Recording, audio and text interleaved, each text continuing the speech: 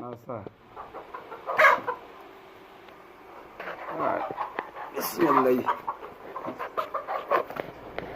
Waje kusa.